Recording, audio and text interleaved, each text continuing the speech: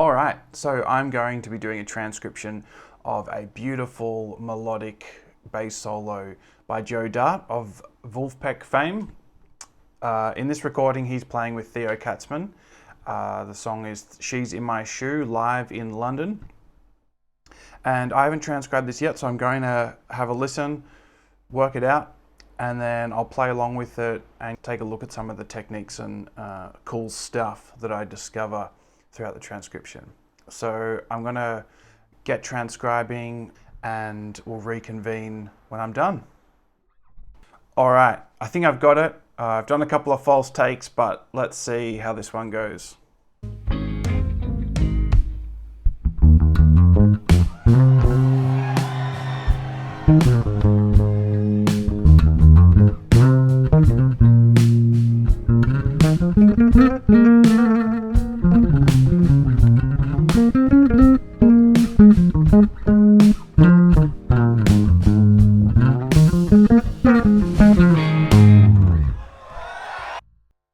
Let's have another go at that and see how we go.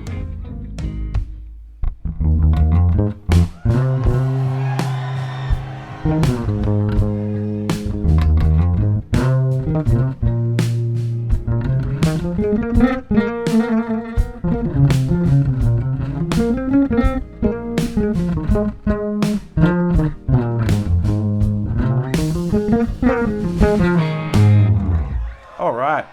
I think that was a bit better. Anyway, so let's break that down a little bit. So the first phrase, I'll see if I can actually remember it.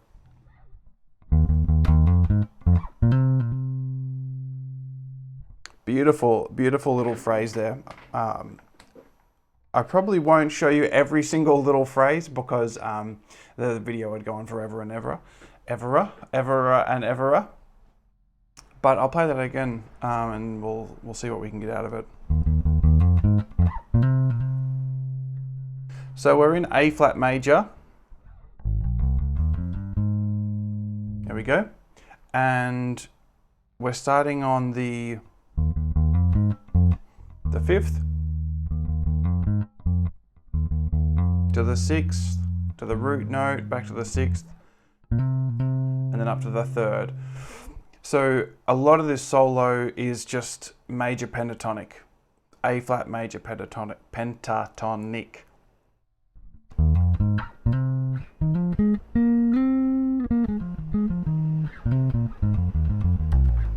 Just those notes, same as the F minor pentatonic.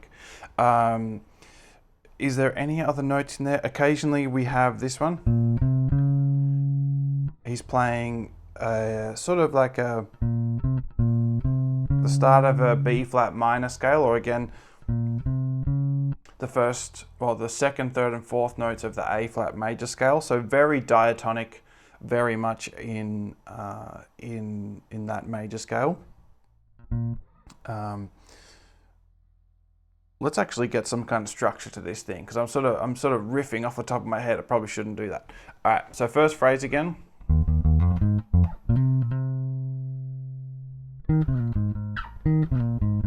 What I love about that is the way he articulates notes differently throughout that phrase. I think that's a hammer-on. And that one's beautiful. It's a hammer-on and then another hammer-on without, I think without another articulation on the right hand. And he lets that note ring out. If we, as bass players, articulate every single note with the right hand,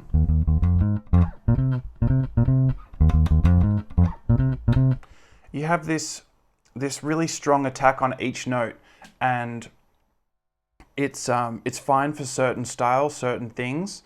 Some of that really fast, driving 16th note funk stuff that I would love to be able to do, like Tower of Power and that kind of thing.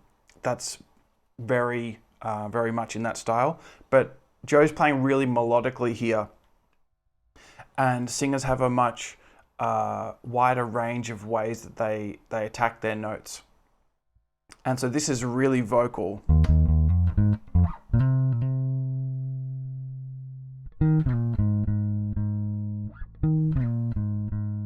another little slide down. That's another very vocal thing, is instead of playing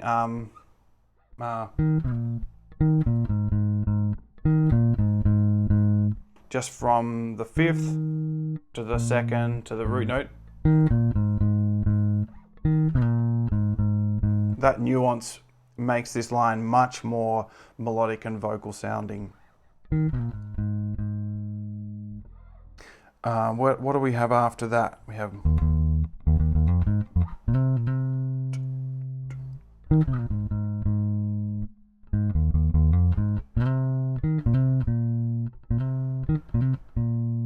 and there's another fast little hammer on.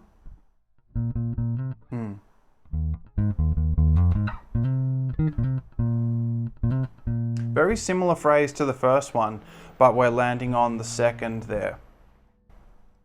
So that's a beautiful example of repetition. So something that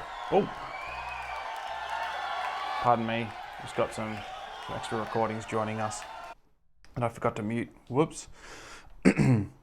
So we have this beautiful balance of repetition and variation. We have this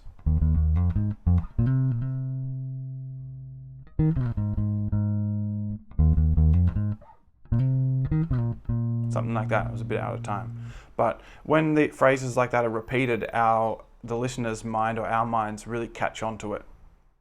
It really has. It almost feels like this melody or the start of this solo has been written or composed rather than just improvised. You know, Joe doesn't just start ripping through the pentatonic scale right away. He plays a melodic phrase and then plays it again with a different ending. What do we have after that?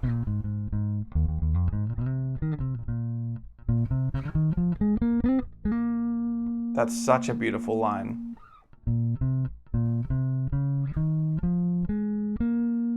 That's sort of like the B flat minor pentatonic, but with the second in there.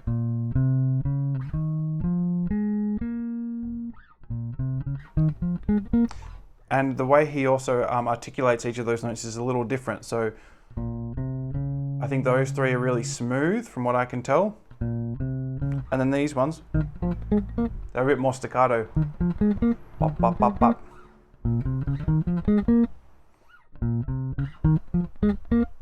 And then he does one of those funny wiggle things. So that's a beautiful sort of still diatonic phrase. Having that second makes it feel like a scale run rather than just a pentatonic line. Anyway, I digress. That's a little funky, bluesy, soul-y cliche, that sort of fast hammer on to the 9, which is the second of the chord but up an octave. And then a hammer on from the flat 7 to the root note.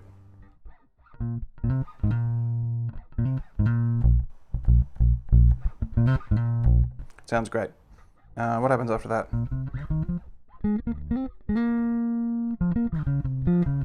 That's an amazing phrase.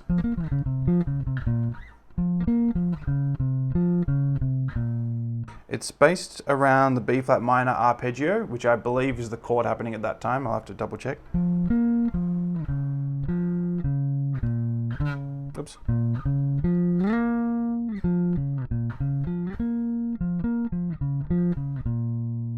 But then he includes the first time when he descends, he hits the 9, which is such a beautiful note on a minor chord. And in that case, it almost delays the resolution, the rhythmic resolution to the 1 there. And then he continues up again, similar. It's almost like he's using the same shape, this sort of B flat minor pentatonic, but with the 9.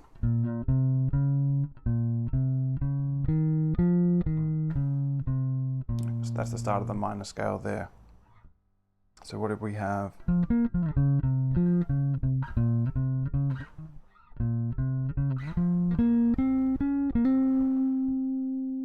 he actually repeats those first three notes. So we got B flat, C to D flat, F the fifth. So in terms of scale degrees, 1, 2, flat 3, 5, 1, 2, flat 3, back to the 2.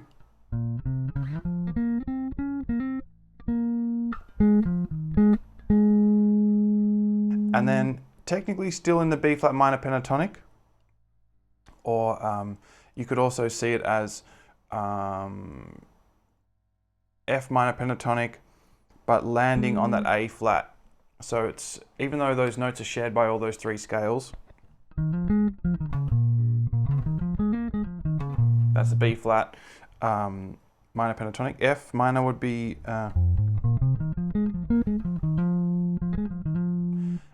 it's like he's targeting the A flat of the which is the tonic note in this piece, in this tune.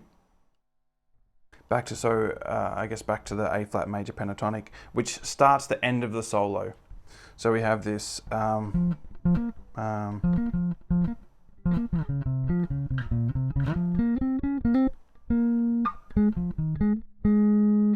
and there I think he does something interesting. I think he plays the first A flat on the G string, and then the next two to end the phrase on the D string, because it has a different tone.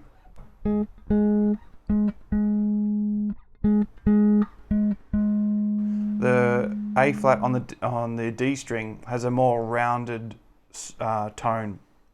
I'm pretty sure he plays it up there. Beautiful way to resolve to the A flat.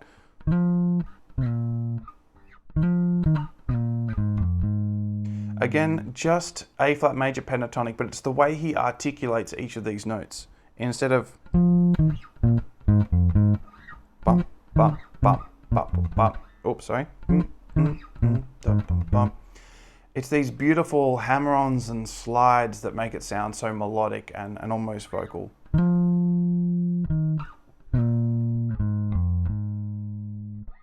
And then more hammer-ons and slides to finish the solo. So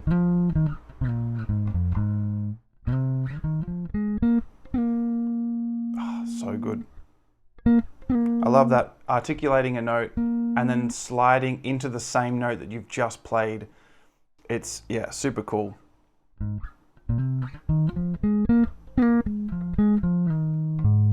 Landing on the A flat there. So that was a very long, rambling kind of analysis of that solo, but to take a couple of things out of that in terms of things that you could work on or things you could work into your practice is, things that I want to work into my practice is, rather than just playing a scale up and down or just trying to do it super fast,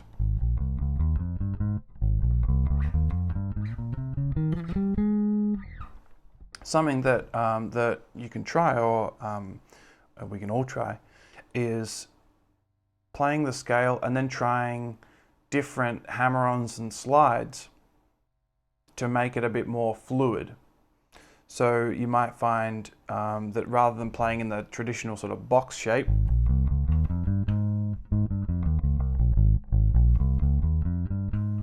you might play more up the strings and use more slides and hammer-on. So for example, let's go something like this, A flat major, and we're going to go, I don't even know what's going to happen, let's try it. So articulate the note, second, maybe we can go, let's go like this, articulate, slide, articulate, slide, articulate, slide, articulate, slide.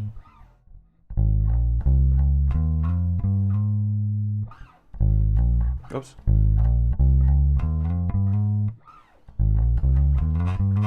A little bit messy. Because you're playing half as much or half as frequently with the right hand, you could probably end up playing that kind of scale way faster than you otherwise would have if you're assuming you can get the left hand coordinated. Another one might be playing that pentatonic scale, but trying those fast hammer-ons into each note, like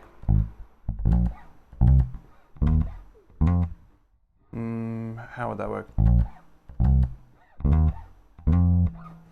Between that the C and the E flat, you probably wouldn't do that because the fret distance is too wide. So let's go.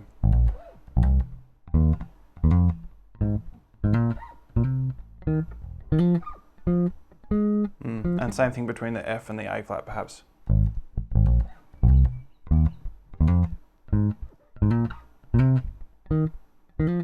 I'm playing quite staccato. Let's go more long and flowing. Oops, slide.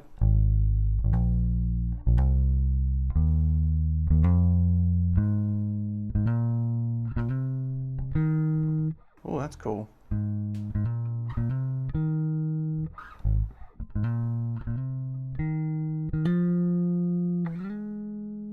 All beautiful ways of playing the notes of a major scale or a major pentatonic, a way that's a little more interesting, a little more vocal than just articulating every note.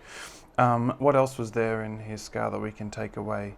Well, these lines, that's a triad, or based around a triad, but with the 9 added.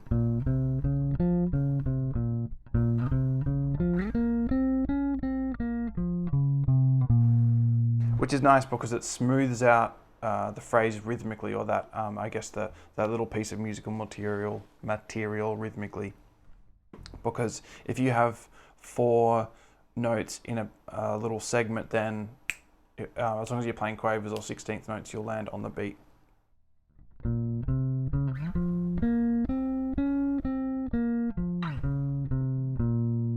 You could even do that with the major chord as well. So A flat, B flat, C, E flat, A flat.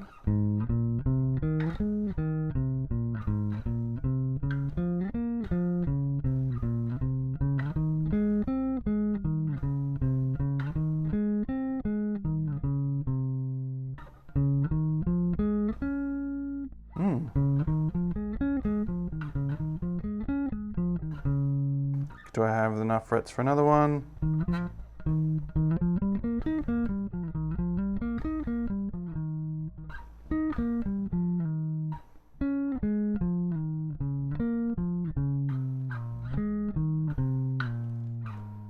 There you go. I don't know what you think about that kind of sound, but it's to me that sounds already like the beginnings of a little melody rather than a kind of boring old scale. But all I was doing is taking the playing that pattern, sort of 1, 2, 3, 5, and repeating that off each note of the scale. So hopefully there's some useful things in there. I know this video's gone on for quite a while, but the main things I would suggest focusing on or adding in, if you want to take something out of that, is practicing not just the major scales and not just the pentatonic scales, but somewhere in between. So adding the 9 into the pentatonic scales, and also working in slides, hammer-ons, ways of articulating notes that aren't just the standard plucking with the fingers, because that'll make your playing and your solos a lot more vocal, which is something we obviously can't completely replicate on this bass, on this instrument, but you'll get some interesting results if you try. See you in the next video.